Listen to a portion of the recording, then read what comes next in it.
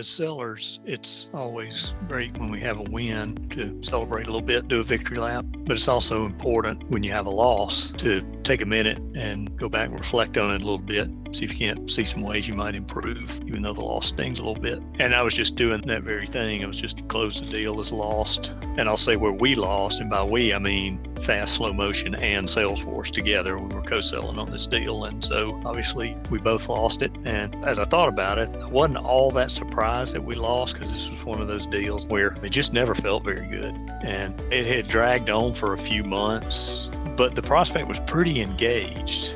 Prospects engaged, you tend to kind of stay in the deal, even if it feels a little off. And they were keeping us busy. It wasn't just us pinging them, seeing what was up. But as I think back on it now, we were busy doing the wrong stuff. And really what the issue was in this particular case, this prospect, they were really specific in what they wanted. And by that, I mean, it's almost like they had this checklist of features. And every time we were engaged with them, the conversation was all about things like, can we text from Salesforce? Can our customers log into a website and enter a ticket? Can you do a certain report? And just over and over again, they had lots of these really specific kind of feature things. And wanting to serve them, we in the AEs spent a lot of time answering these questions and kind of getting alignment with what products it was going to take to do those kind of things. And really, what was going on is their evaluation was really just a list of features and the related price that goes with those features. And as we kind of went through that exercise, when it got down to the final tally, there was another much lower cost provider that could meet the checklist, but their price was lower.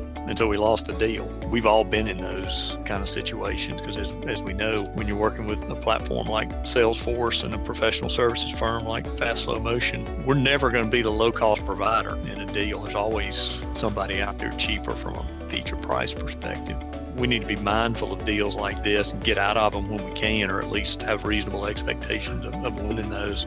As I think back on it, when we have a better chance of winning is not when the prospect shows up with a checklist of features, but when the prospect shows up and says, I have an issue or a problem or a set of issues or problems or some kind of unrealized opportunity, something I need to do something about. But ideally, they don't know what they need to be doing. They just know, hey, I've got these problems and I need a solution and I need somebody to help me figure that out. It's kind of like they know where they want to go, but they don't have any idea how to get there. And those are a lot better scenarios for us, because what that does is it puts us in a position, and again, us being Fast, Slow Motion, and Salesforce together, where we can offer advice, we can offer solutions and ideas. From the Salesforce side, you're able to really leverage that art of the possible that y'all like to do through product demonstrations and things like that. And we get to kind of expose the full power of the Salesforce platform and all of the Salesforce related products. But in the context of you have a problem, we have the products and services to creatively solve that problem.